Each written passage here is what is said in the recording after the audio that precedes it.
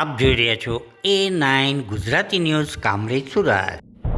સુરત જિલ્લાના કામરેજ તાલુકા ખાતે આવેલ SUV ઇન્ટરનેશનલ સ્કૂલ વલથાણના હોસ્ટેલના વિદ્યાર્થીઓને CRPF જવાન શ્રી શિવમ દુબે સર દ્વારા માર્ગદર્શન પ્રાપ્ત થયું.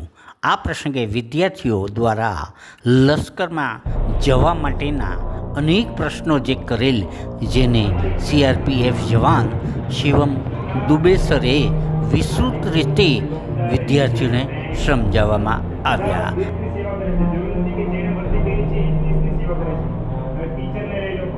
જેટલા બી શિક્ષક છે